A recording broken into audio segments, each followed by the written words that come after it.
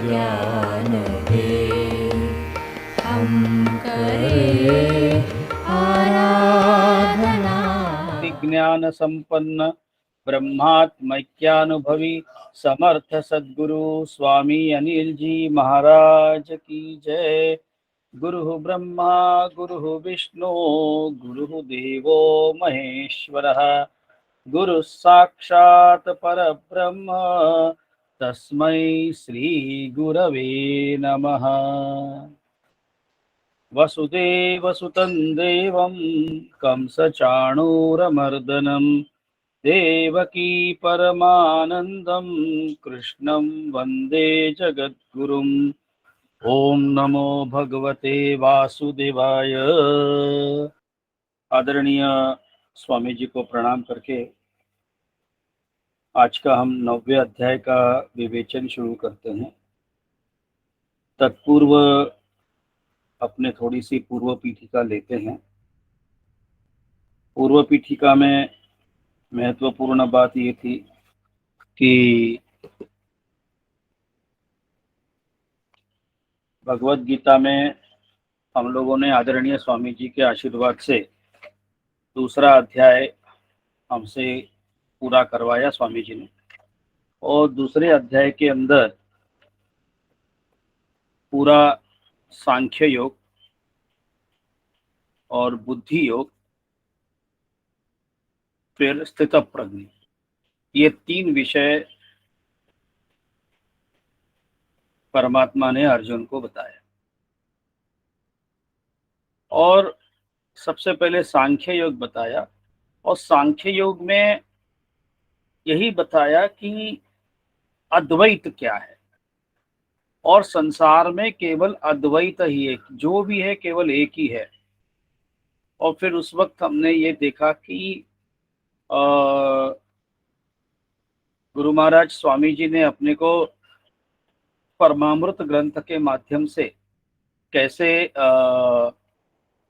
वेदों के महावाक्यों के अंदर के तत्वमसि के बारे में बताया कि तत्परमात्मा त्वम मतलब हम, लेकिन हम भी, हमारा वजूद भी क्या है, तो कुछ नहीं है, हम भी वही है, क्योंकि अद्वैत में कोई और हो ही नहीं सकता, इसलिए हम भी वही परमात्मा, यह केवल अज्ञान है। और यही बताते हैं आदरणीय स्वामी जी की भगवत गीता में 18वें अध्याय में वो परमात्मा अर्जुन को जब पूछते हैं कि क्या भाई तुम्हें तुम्हारी मोह उतर गया, तुम्हारा मोह खत्म हो गया और तुमको कुछ समझ में आ गया, तो अर्जुन बोलते हैं नष्टो मोहो स्मृतिर्लब्ध्वा तव प्रसादान मयाच्युत। हे अच्युत, आपकी कृपा से मेरा मोह नष्ट हो गया और मेरे को स्मृति लौट आई। अर्जुन ने ये नहीं बोला कि मुझे ज्ञान प्राप्त हुआ, क्योंकि प्राप्त होना कुछ है ही नहीं, ना होना है, प्राप्त होना है, ना खोना है कुछ। केवल हम अर्जुन जो उसकी विस्मृति हुई थी कि मैं कौन हूं, वो अपने आप को देह समझ रहा था, जैसे हम और आप, वैसे अर्जुन अपने आप को यह देह ही समझ रहा है और अपना जीव अलग समझ रहा है। तो जैसे ही परमात्मा की कृपा हो गई, गुरु महाराज की कृपा हो गई उन पे, तो उनका मोह नष्ट हो गया और उनको स्मृति लौट आई। तो ये स्वामी जी बताते हैं कि वह जब उस जीव की स्मृति वापस लौट आई, तब उसको समझ में आया कि अरे मैं तो ये इस शरीर में फंसा हुआ जीव नहीं हूं, मैं वही शिव हूं, वही परमात्मा हूं मैं, क्योंकि इस संसार में कोई और का अस्तित्व हो नहीं सकता। और फिर इधर ही अपना असी का जवाब मिल जाता है कि असी मतलब जिस किसी चीज को भी है, या वो स्थित है, या वो उसका प्रेजेंस है कोई भी वस्तु का, जैसे हम कहेंगे, तब वह केवल जिस किसी भी वस्तु को या व्यक्ति को हम है करके बोलेंगे तो वह केवल परमात्मा।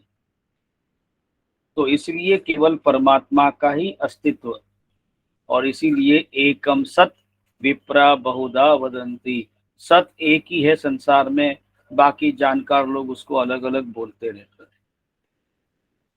तो हमने इस सांख्य योग के माध्यम से हमने यह देखा कि अद्वैत सिद्धि ही सबसे, और वही एक अध्यात्म विद्या ही विद्या कहलाती है, और बाकी सब अविद्या है। जिसे हम अपने आप को ज्ञानी समझते हैं या अपने आप को व्यवहार चतुर समझते हैं, वह सब व्यवहार में काम आता है और वो उचित भी है। लेकिन जैसे व्यवहार का ज्ञान हासिल करते करते अपनी जब बुद्धि सूक्ष्म होती है, तो ऐसी सूक्ष्म बुद्धि का ही उपयोग अध्यात्म में गुरु कृपा से हो सकता है। अब हम विषय पे आते हैं। यह सब कहने का तात्पर्य यह था कि उसी दूसरे अध्याय का ही हम ये कह सकते हैं कि एक्सटेंशन है आने वाले हर अध्याय, तीसरा, चौथा, पांचवा, छठा। तीसरा तो कर्मयोग है। कर्मयोग में परमात्मा ने यही जो बुद्धि योग बताया उसी का एक्सटेंशन बताया। फिर चौथा ज्ञान कर्म संन्यास योग है, और चौथा अध्याय ज्ञान कर्म संन्यास योग यह जो हर गीता पुस्तक में है वह है, लेकिन उसको शंकराचार्य महाराज जी, भगवान आदि शंकराचार्य जी उसको बोलते हैं ब्रह्म यज्ञ प्रशंसा योग। बताइए कि भगवान आदि शंकराचार्य उस चौथे अध्याय का नाम कहते हैं ब्रह्म यज्ञ प्रशंसा योग। ये ब्रह्म यज्ञ क्या है? यज्ञ मतलब कर्म है, कर्ता है, कोई कर्म है और कोई क्रिया है, ये त्रिपुटी है। कर्ता, कर्म, कर्ता, क्रिया और कर्म, ये त्रिपुटी है। लेकिन ब्रह्म यज्ञ कहाँ है?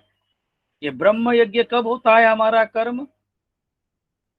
ब्रह्म कर्म, ये ब्रह्म यज्ञ तब होता है, आप सबको अगर स्मरण हो, जो बीच में गुराडी जी ने एक पोस्ट डाली थी जो उनके इसमें, कि कर्म अकर्म कब होता है और अकर्म भी कर्म कब हो सकता है। तो वही बात है, निष्काम मतलब कर्ता मैं नहीं हूँ, भोक्ता मैं नहीं हूँ, और कर्म करने वाला केवल एक अपना जिम्मेदारी या बस ये मेरा शरीर धर्म करके, और केवल मैं निमित्त हूँ, ये निमित्त भाव सदैव ध्यान रखते हुए किया हुआ कर्म है, वही ब्रह्म यज्ञ है। तो इसी बुद्धि योग का कहते हैं ब्रह्म यज्ञ प्रशंसा योग, भगवान आदि शंकराचार्य ने नाम रखा। फिर पांचवा है कर्म संन्यास योग। कर्म संन्यास योग यह प्रभु की कृपा है, और उसी का नाम क्या कहते हैं भगवान शंकराचार्य? प्रकृति गर्भ योग।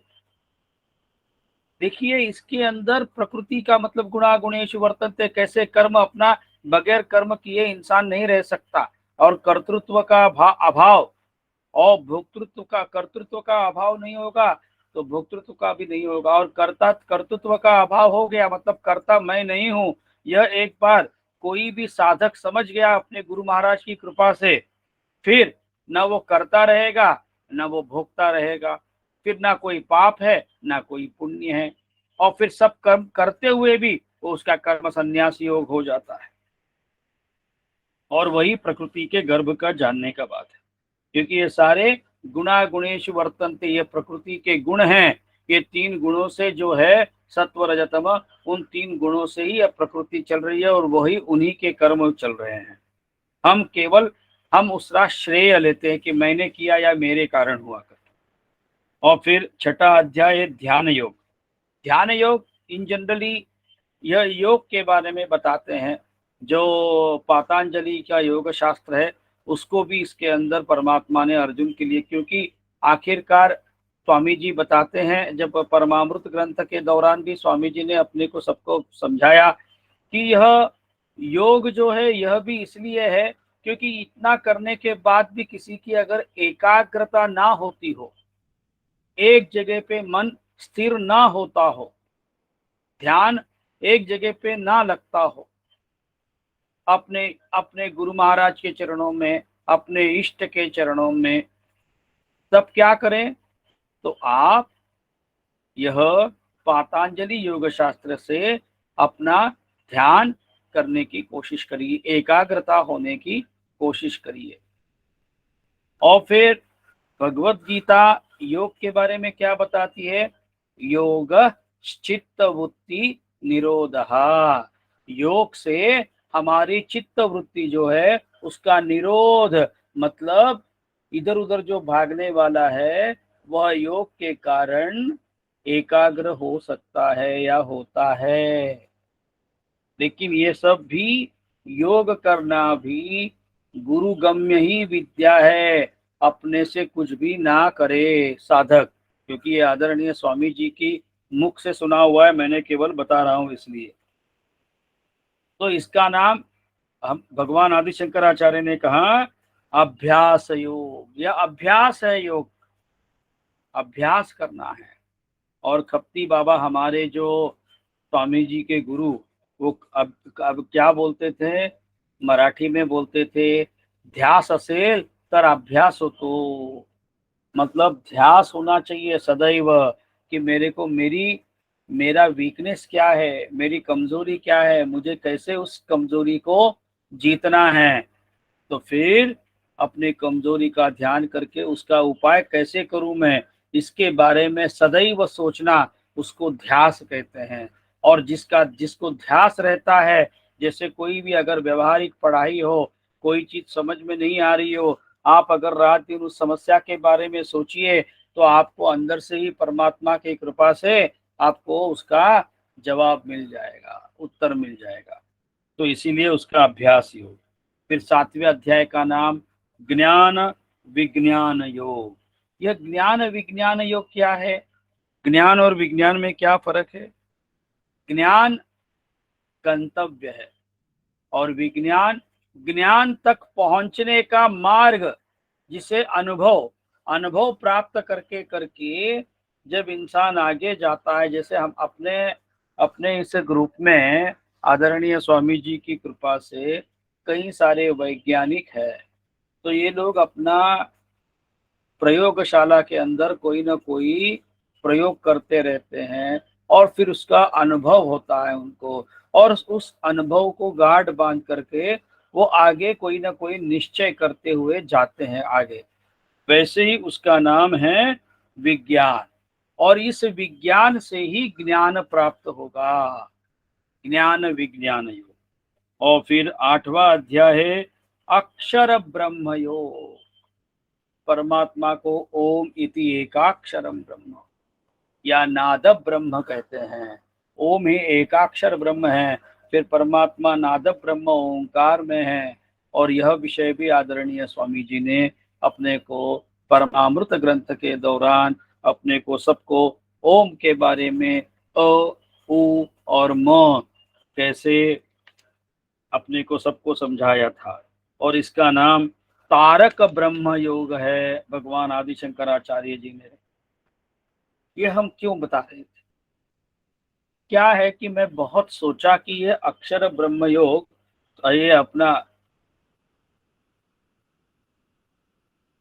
राज विद्या राजगुह्य योग, ये कैसे समझाऊं, क्योंकि मैं खुद ज्यादा समझ नहीं पा रहा हूं इसको।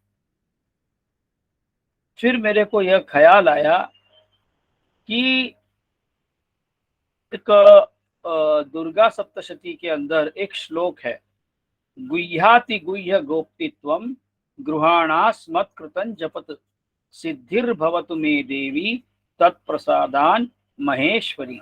हे जगन माता, आप गुह्य से गुह्य हो। मतलब गुह्य मतलब कई जैसे कवाड़ होते हैं, कवाड़ के अंदर कवाड़, कवाड़ के अंदर कवाड़, जैसे गुफा है, गुफा के अंदर गुफा, गुफा के अंदर गुफा, गुफा के अंदर गुफा, और इतना अंदर इतना अंदर इतना अंदर, सूक्ष्माति सूक्ष्म, इतना सूक्ष्म कि जिसे राई से भी छोटा, अणु से अणु, इतना सूक्ष्म। गुह्याति गुह्य गोप्तित्व। फिर मेरे को ख्याल आया, हाँ वो जब गुह्य है, वह ज्ञान गुह्य है, तो यहाँ पे भी राज विद्या और राज गुह्य। अब ये राज विद्या और राज गुह्य क्यों कहा?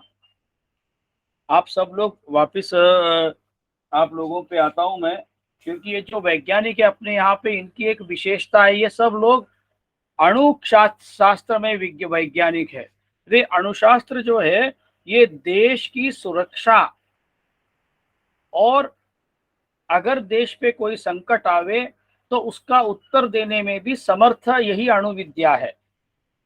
तो यह बहुत गुह्य विद्या है।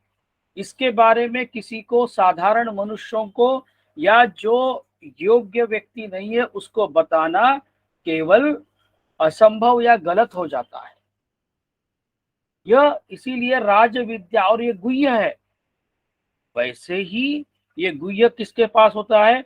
राजा जो है उसके पास में ही होता है तिजोरी की चाबी, मेन तिजोरी, जिसमें गुह्य से गुह्य सब बातें रहती है, जो देश की सुरक्षा के सारे विषय।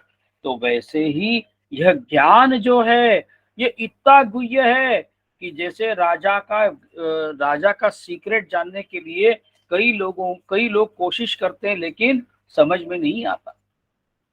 तो वैसे ही यह राज विद्या, राजगुह्य योग, शंकराचार्य महाराज जी कहते हैं कि इतना सुंदर योग है। इस योग के अंदर परमात्मा, भगवान शंकराचार्य जी बताते हैं कि परमात्मा इसके अंदर कैसे तन्मे मन शिव संकल्पमस्तु, वह परमात्मा सबको लगता है सब है, लेकिन वो कैसा अलिप्त है, उसके कारण सब है लेकिन वो किसी में नहीं है, केवल उसके संकल्प से कैसा संसार चलता है। और यह राज विद्या, राजगुह्य इस अध्याय का मुख्य विषय है। अब हम अपने अध्याय पे आते हैं। ओम श्री परमात्मने नमः। अथ नवमोऽध्यायः। श्रीभगवानुवाच इदं तु ते गुह्यतमं प्रवक्ष्याम्यनसूयवे, ज्ञानं विज्ञानसहितं यज्ञात्वा मोक्षसे शुभात्। श्री भगवान बोले, तुझ दोष दृष्टि रहित भक्त के लिए इस परम गोपनीय विज्ञान सहित ज्ञान को पुनः भली भांति कहूंगा, जिसको जानकर तू दुख रूप संसार से मुक्त हो जाएगा। यह पहले श्लोक के अंदर ही परमात्मा स्वयं पूर्व पीठिका दे रहे हैं कि भाई केवल दूसरे अध्याय में नहीं, लेकिन तीसरे, चौथे, पांचवें, छठे, सातवें, आठवें, ये सभी 6 अध्यायों में भी आपने जो एक गुह्य बातें बताने की बताई, मैंने जो बताने की कोशिश की, वही मैं वापस दोबारा तुम्हारे लिए प्रस्तुत कर रहा हूँ अर्जुन। लेकिन यहाँ पे अर्जुन की एक और उन्होंने विशेषता बताई कि दोष दृष्टि रहित अर्जुन का अंदर, अर्जुन ने क्या प्राप्त किया था, अर्जुन की योग्यता देखिए। अर्जुन स्वयं दोष दृष्टि रहित हुआ, मतलब उसके मन में किंतु परंतु या संशय अपने गुरु के बारे में कहीं रहा नहीं। जिसे कहेंगे हम विषय और विकार, ये दोनों अर्जुन के मिट गए। विषय और विकार मिटने से अर्जुन दोष दृष्टि रहित हुआ। और ऐसा जो दोष दृष्टि रहित भक्त के लिए इस परम गोपनीय विज्ञान सहित ज्ञान को भली भांति कहूंगा। आदरणीय स्वामी जी बताते हैं कि योग्य शिष्य वह परमात्मा का ज्ञान अपने गुरु से प्राप्त करे, वो जितना खुश होता है उससे तो ज्यादा आतुर वह गुरु सद्गुरु होते हैं कि कब मेरे को योग्य शिष्य मिलेगा जो मेरे को लूट के ले जाएगा। मैं वो लूटने को तैयार होते हैं, अपने आप को लुटा लेने को, कि कब आएगा और कब मैं उसको मेरा ज्ञान दूं, कब यह परमात्मा का ज्ञान समझाऊं, कब उसको बताऊं, कैसे उसकी गुत्थी खोलूं, मैं संशय कैसे मिटाऊं उसके में। तो यहाँ पे भगवान स्वयं अर्जुन की, मतलब गुरु शिष्य की स्तुति कर रहे हैं कि तुझ जैसे दोष दृष्टि रहित भक्त के लिए इस परम गोपनीय, मतलब बहुत से ज्यादा सीक्रेट, और वो कैसे, विज्ञान सहित बताऊंगा, मतलब तुम्हें अनुभव कराऊंगा। इट्स नॉट दैट मैंने कहा तुमको तुम मान लो, नहीं नहीं नहीं नहीं, या तो बाप दिखाओ या फिर श्राद्ध करो, इतना क्लियर है। कहीं भी मेरी मानो, श्रद्धा रखो, भरोसा रखो, ये सारी बातें नहीं है, तुम अपना अनुभव लो। और ये करने से क्या होगा, तू दुख रूप संसार से मुक्त हो जाएगा। आदरणीय स्वामी जी, सदैव आप सभी को अनुभव होगा, सदैव वो बोलते हैं, अर्जुन ने अपने अपनी परेशानियां बताई, सांसारिक दुख बताए, फिर अर्जुन को हर एक समस्या का, सांसारिक समस्या का अलग अलग जवाब परमात्मा दे सकते थे, लेकिन उन्होंने क्या किया, तरति शोक आत्मविद, केवल आत्मज्ञानी व्यक्ति ही शोक मुक्त रह सकता है। यह हमारा सूत्र है, दर्शन है हमारे वैदिक सनातन धर्म का, यह सार है। और यही एक सार है कि आत्मज्ञानी व्यक्ति ही शोक मुक्त होता है। इसीलिए यहाँ पे परमात्मा क्या बता रहे हैं कि परमात्मा ने अर्जुन को दूसरे अध्याय में सांख्य योग बताया। फिर आदरणीय स्वामी जी एक और उदाहरण देते हैं। यहाँ पे तो कान्हा और उस जमाने की बात थी, अभी 400-500 साल पहले, या समय आगे पीछे हो, मेरी कुछ गलती हो, जब शुद्धोधन राजा का लड़का सिद्धार्थ, जब वो देखा संसार के दुख, गौतम बुद्ध की कहानी आप जानते होंगे, जब सिद्धार्थ ने देखा, और सिद्धार्थ जब बोधि वृक्ष के नीचे गया और उसको ज्ञान प्राप्त हुआ, उसके विषय में नहीं जाना है अपने को बुद्ध ने क्या कहा, या बुद्ध की नीति कैसी है, और हमारी मतलब वैदिक सनातन धर्म की नीति में क्या फर्क है। अपने को केवल उनका उदाहरण यह लेना है कि गौतम बुद्ध आकर के क्या कहें कि ये संसार में दुख नाम की वस्तु है ही नहीं। अब गौतम बुद्ध तो अभी के थे, तो उन्होंने कई अस्पताल नहीं बनाए। स्वामी जी कहते हैं गौतम बुद्ध ने ना कोई अस्पताल बनाए, ना वृद्धाश्रम बनाए, ना लंगर खोले। वो क्या बोले, अरे संसार में दुख नाम की चीज का अस्तित्व है ही नहीं।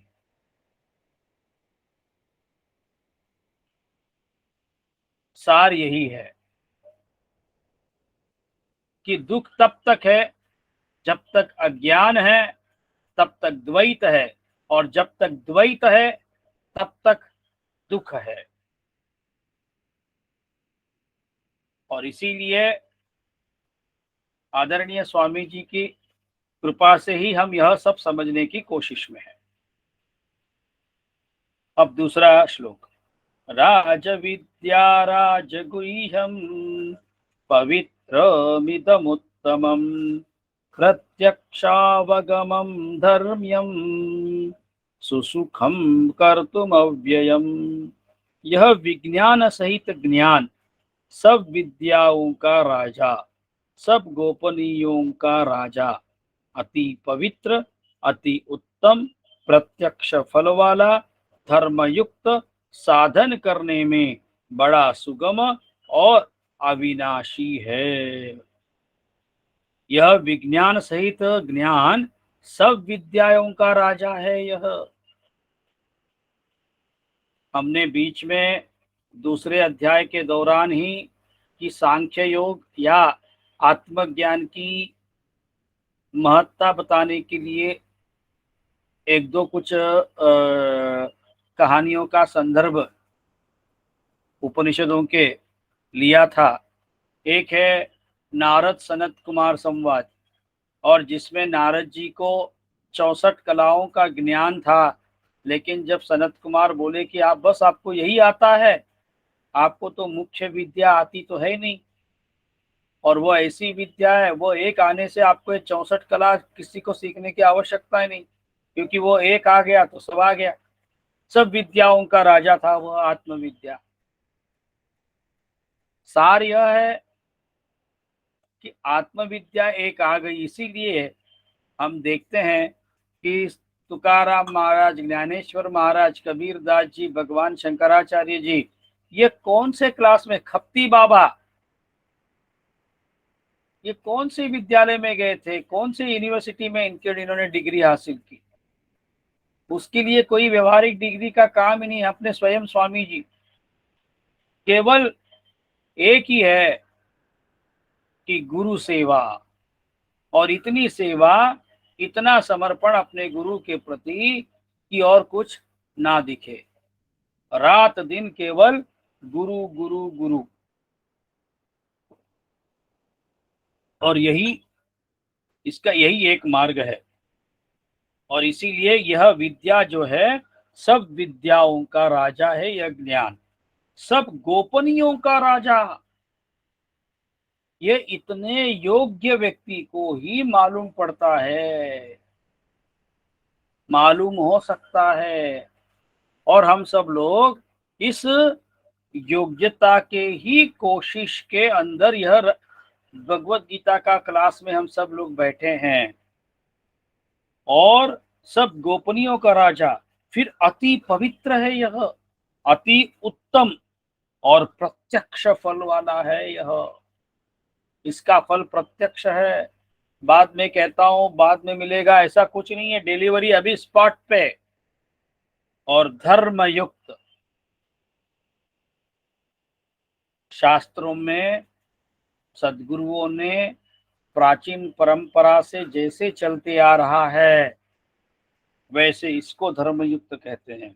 और साधन करने में बड़ा सुगम और अविनाशी है।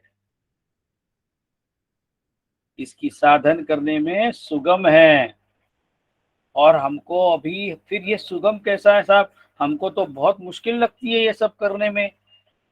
और मुश्किल हमको इसलिए लगती है कि अभी भी हम अपने आप को अटैच्ड रखे हुए हैं। अभी भी हम लोगों का कुछ न कुछ कर्तृत्व अभी भी शेष है, जिम्मेदारियां अभी भी हमारी शेष है, ऐसा हमको लगता है। ये मुझे करना है, वो करना है, ये नहीं करूंगा तो कौन करूंगा। करना तो अपने को ही है, लेकिन ये होता है, ध्यान रखिए, होने में और करने में फर्क है। हम होने में भरोसा नहीं करते, हम करने में भरोसा करते हैं। और यह हम में कर्तृत्व भाव है, कर्ता मैं हूं करके भाव है, और इसीलिए यह अपने को दुर्गम लगता है। लेकिन जिस दिन यह, जैसे अभी दोष दृष्टि रहित हम भी हो जाएंगे, जैसे अर्जुन दोष दृष्टि रहित हुए, वैसे अगर गुरु कृपा से और हमारी योग्यता के कारण मानसिक हमको जो गुरु महाराज के आशीर्वाद से जो समझ होगी, फिर क्या होगा, हमारी भी दोष दृष्टि रहित हम भी हो जाएंगे। और तब क्या होगा, अपने को ये सारे साधन सुगम लगने लगेंगे। और फिर इसका फल क्या है, अविनाशी। ना इसके फल विनाशी है, और जिसने इसको प्राप्त किया उसका शरीर तो खैर विनाशी है, शरीर तो विनाशी है, क्योंकि 50 साल पहले नहीं था, और 50 साल के और 10 साल के बाद गायब होना है तो होना ही है, वो तो शरीर है। लेकिन आप अविनाशी हो जाओगे, क्योंकि आपको यह स्मृति आ जाएगी, मैं मतलब ये जीव नहीं, मैं वही हूँ, वैदिक सनातन वही आत्म हूँ, जो मेरे जन्म से पहले भी था, मेरे शरीर के रहते हुए भी है, और शरीर के नाश होने के बाद भी सदैव रहेगा। अब तीसरा श्लोक। अश्रद्धानः पुरुषा धर्मस्यास्य परन्तप अप्राप्य निवर्तन्ते मृत्यु संसार वर्त्मनि। इस ऊपर युक्त धर्म में श्रद्धा रहित पुरुष मुझको न प्राप्त होकर मृत्यु रूप संसार चक्र में भ्रमण करते रहते हैं। अब यहाँ पे अर्जुन को परमात्मा ये बता रहे हैं कि अर्जुन, तेरे जैसे शिष्य जो है विरले हैं, जिनकी दोष दृष्टि खत्म हो गई। लेकिन ऐसे भी कई लोग हैं जो श्रद्धा रहित पुरुष है, जिनको इन धर्मयुक्त कार्यों में श्रद्धा नहीं है, गुरु के चरणों में श्रद्धा नहीं है। ऐसे लोगों का क्या होगा? वो मुझको प्राप्त नहीं होंगे, और वह इस मृत्यु रूप संसार चक्र में भ्रमण करते रहेंगे। पुनरपि जननम पुनरपि मरणम पुनरपि जननी जठरे शयनम। वापिस माँ के गर्भ में हम पहुंच जाएंगे। ऐसे वापिस 84 लाख योनियों का फेरा वापिस चलते रहेगा। इनके लिए जो श्रद्धा रहित लोग हैं उनके लिए। चौथा श्लोक, मया ततमिदं सर्वं जगदव्यक्तमूर्तिना मत्स्थानि सर्वभूतानि न चाहन्तीष्वस्थितः। मुझ निराकार परमात्मा से यह सब जगत जल से बर्फ के सदृश परिपूर्ण है, और सब भूत मेरे अंतर्गत संकल्प के आधार स्थित है, किंतु वास्तव में मैं उनमें स्थित नहीं हूँ। हम सब लोगों ने बर्फ देखा है। बर्फ के अंदर अगर कोई बोले कि पानी कहाँ है, तो वैसे बर्फ तो पानी से ही बनता है, बगैर पानी के बर्फ हो नहीं सकता। तो यहाँ पे बर्फ का उदाहरण देते हैं परमात्मा कि मुझ निराकार परमात्मा से यह सब जगत कैसे भरा हुआ है। जैसे बर्फ होता है वो कैसे पानी से पूरा भरा हुआ होता है, बगैर पानी के बर्फ संभव नहीं है, वैसे ही सब भूत मेरे अंतर्गत संकल्प के आधार पर स्थित है। ये मेरा संकल्प है। लेकिन परमात्मा क्या बोल रहे हैं कि मैं उनमें स्थित नहीं हूँ। इस बात का मैंने जब स्वामी जी के आशीर्वाद से भगवान आदि शंकराचार्य जी का भाष्य मैं पढ़ रहा था, समझ रहा था, फिर मुझे यह एक बात आदरणीय स्वामी जी की असीम अनुकंपा से समझ में आई। क्योंकि परमात्मा का हम जगह जगह पे वर्णन करते हैं, साक्षी चेता केवलो निर्गुणश्च। तो परमात्मा साक्षी भाव में है। लेकिन यह साक्षी भाव भी कैसे पूरा नहीं पड़ता, यह मेरे को ऐसा लग रहा है इस बात से। साक्षी किसका कौन होता है साहब? कोई एक व्यक्ति कोई काम कर रहा है तो दूसरा व्यक्ति वह काम कर रहा है करके साक्षी भाव में रहता है। और हम बात कह रहे हैं अद्वैत की, हम बात कहते हैं पूर्ण ज्ञान की। तो पूर्ण ज्ञान के आधार पे जब कोई व्यक्ति उस अवस्था में पहुंच गया है जो स्थितप्रज्ञ है, जो ज्ञान प्राप्त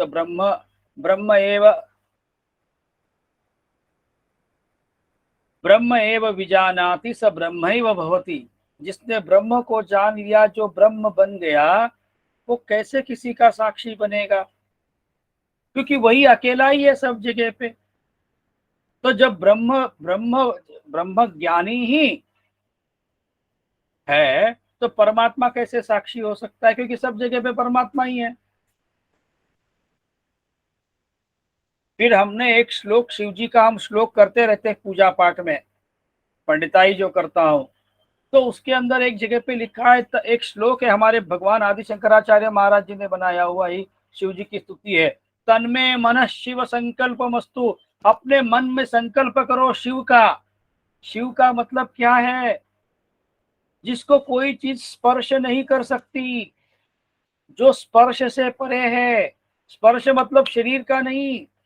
जिसके मन में कोई बात किसी की लगती नहीं है।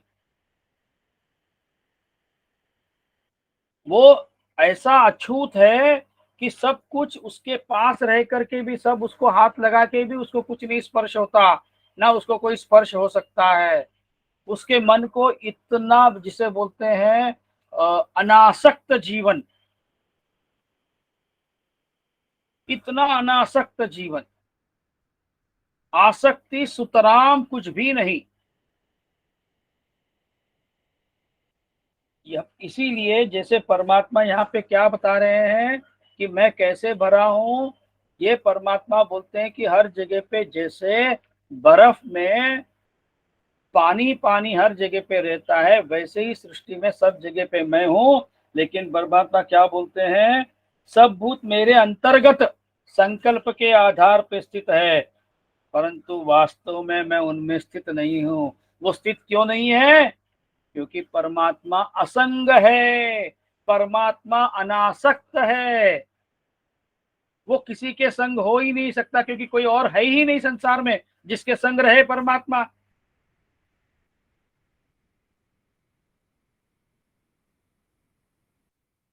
तो इतनी सुंदर बात है यह कि तन्मे मन शिव संकल्प मस्तु। स्वामी जी के कृपा से यह बात समझ में आई कि शिव का संकल्प क्या है। अपने मन को संकल्प लेना है कि इतना अनासक्त जीवन। 5वां श्लोक, न च मत्स्थानि भूतानि पश्य मे योगमैश्वरम् भूतभृन्न च भूतस्थो ममात्मा भूत भावनः। वे सब भूत मुझ में स्थित नहीं हैं, किंतु मेरी ईश्वरीय योग शक्ति को देख कि भूतों का धारण पोषण करने वाला और भूतों को उत्पन्न करने वाला भी मेरा आत्मा वास्तव में भूतों में स्थित नहीं है। परमात्मा अपना यह शिव का संकल्प बता रहे हैं अपने को, ये सब मेरे कारण है, मेरे संकल्प से है। क्योंकि हमने देखा एको हम बहुश्याम प्रजा, ये तो ये सृष्टि कैसे विस्तृत हुई। परमात्मा एक थे, उनको विचार हुआ, संकल्प किया परमात्मा ने, चलो मैं ही अनेक बन जाता हूं, और उनके संकल्प से यह सब 84 लाख योनियां बनी, ये सारी सृष्टि बनी। इन 84 लाख योनियों के जीवों को रहने के लिए, खाने के लिए, उनके हर कार्य पूरा करने के लिए सृष्टि सब बन गई। केवल ईश्वर का संकल्प था वह। तो यहाँ पे क्या बता रहे हैं परमात्मा कि मेरे योग शक्ति को तू देख, वह सब भूत मुझ में स्थित नहीं है, और भूतों को धारण पोषण करने वाला और भूतों को उत्पन्न करने वाला भी मेरा आत्मा वास्तव में भूतों में स्थित नहीं है। इतना अनासक्त जीवन, इतना असंग जीवन, क्योंकि हमारे कर्मों से परमात्मा का कोई लेन देन नहीं। हम करेंगे हम भरेंगे, हम सोचेंगे हम पाएंगे।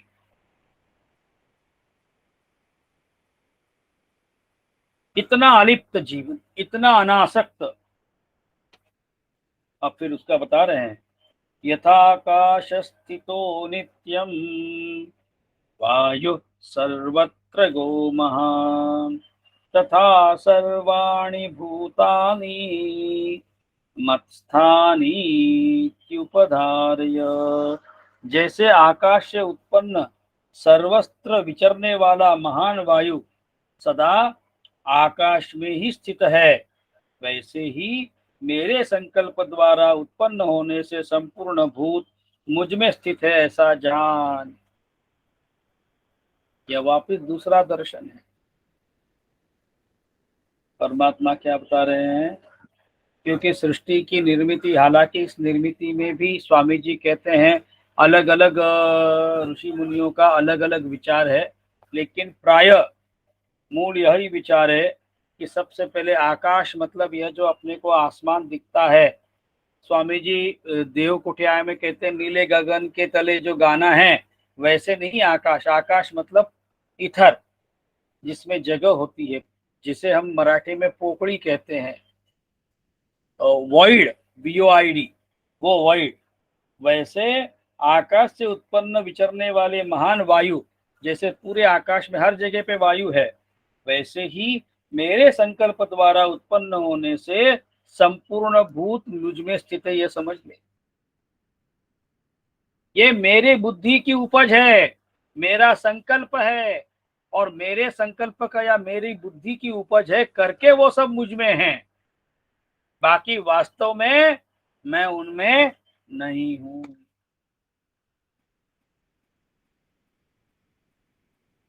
सर्वभूतानि कौन्तेय प्रकृतिं यान्ति मामिकाम् कल्पक्षये पुनस्तानि कल्पादौ विसृजाम्यहम्। हे अर्जुन, कल्पों के अंत में सब भूत मेरी प्रकृति को प्राप्त होते हैं, अर्थात प्रकृति में लीन होते हैं, और कल्पों के आदि में उनको मैं फिर रचता हूँ। हे अर्जुन, कल्पों के अंत मतलब जब सृष्टि का विनाश होता है तब क्या होता है कि जितने भी जीव है 84 लाख योनियों के, वो सब मेरी प्रकृति को प्राप्त होते हैं और वही मतलब प्रकृति में लीन हो जाते हैं। और कल्पों के वापिस दूसरा कल्प जब शुरू होगा फिर मैं उन सबको रचता हूँ।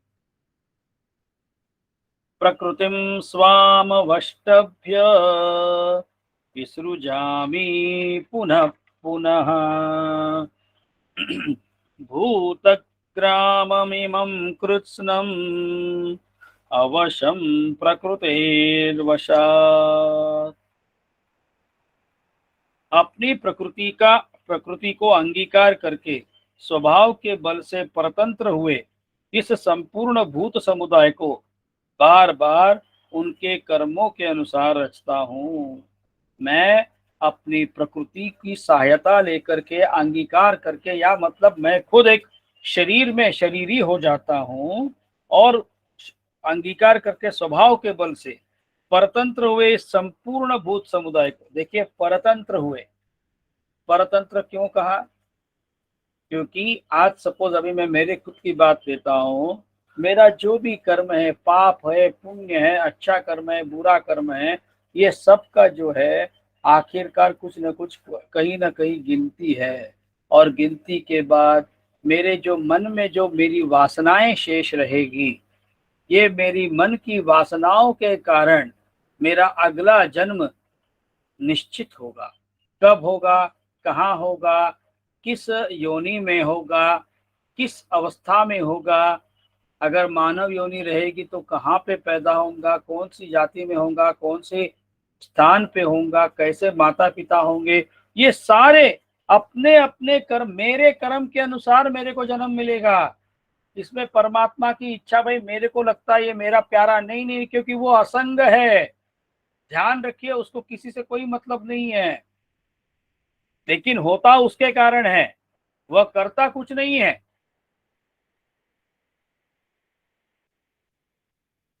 और उनके बाद उनके कर्मों के अनुसार रचता हूं।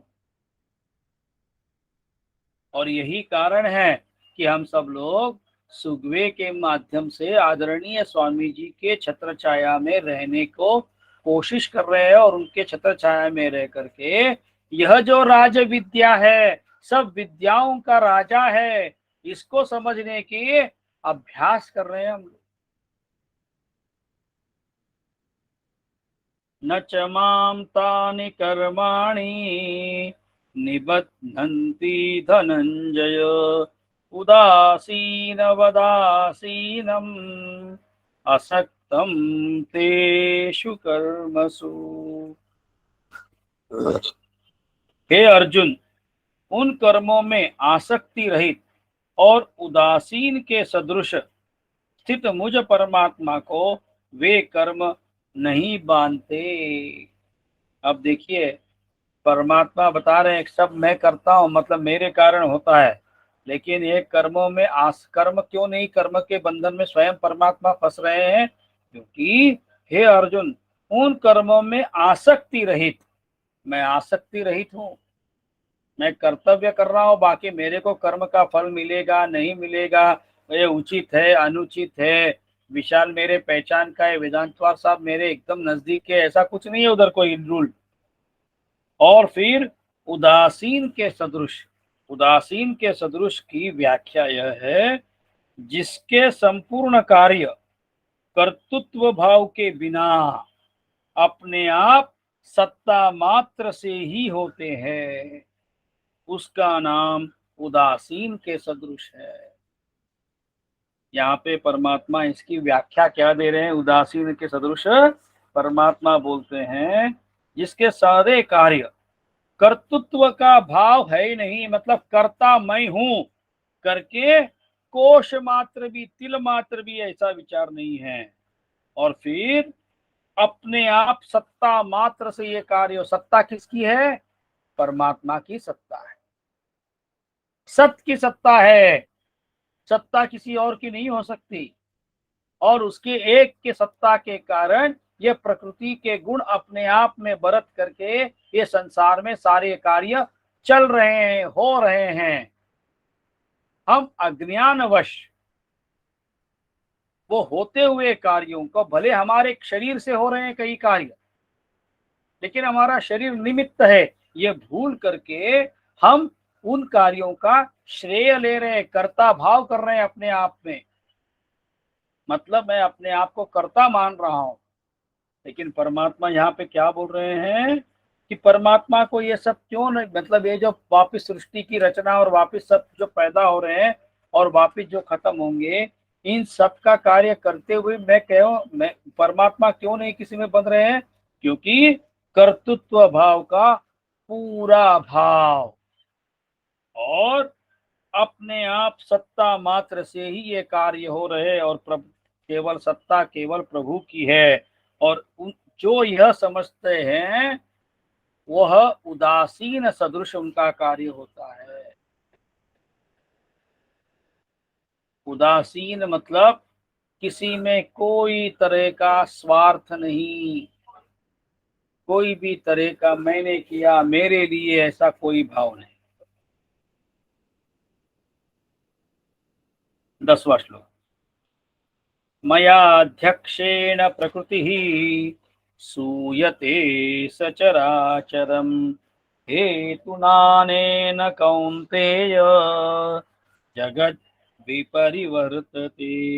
हे अर्जुन, मुझ अधिष्ठाता के सकाश से प्रकृति चराचर सहित सर्व जगत को रचती है और इस हेतु से ही यह संसार चक्र घूम रहा है। अब भी हमने इस बात पे स्वामी जी की कृपा से गौर किया कि सत्ता किसकी है, तो केवल परमात्मा की सत्ता है।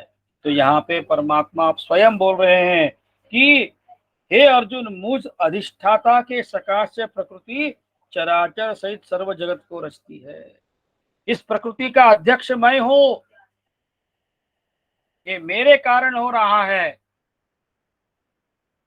इस इधर संसार में अगर किसी की सत्ता है तो केवल मेरी है, इसका अध्यक्ष मैं हूं। मेरी अध्यक्षता में ही ये सूर्य टाइम पर आ रहे हैं, चंद्रमा टाइम पर आ रहे हैं, वायु चल रही है, ये सब पृथ्वी बराबर अनाज दे रही है, वर्षा हो रही है, ये सब मेरे कारण हो रहा है।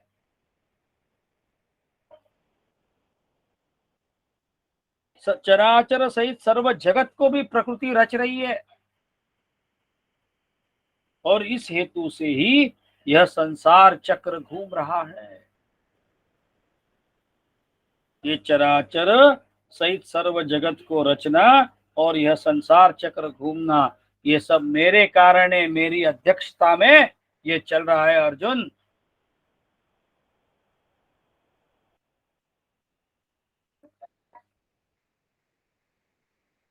अब हमारा आज का समय समाप्ति हुई। श्री प्रिया जी को मैं विनती करता हूँ कि वो रिकॉर्डिंग रोक ले। और हम यही समझ पा रहे हैं, समझने की कोशिश में हैं, यह जो राज विद्या है आदरणीय स्वामी जी के आशीर्वाद से हम सबको प्राप्त हो, हम इसके प्राप्त होने के योग्य बने। हम भी सब अर्जुन जैसे दोष दृष्टि रहित हुए थे, वैसे हम भी होवे, यह स्वामी जी के चरणों में प्रार्थना करते हुए आप सभी को मैं नमन करता हूँ। स्वामी जी को नमस्कार।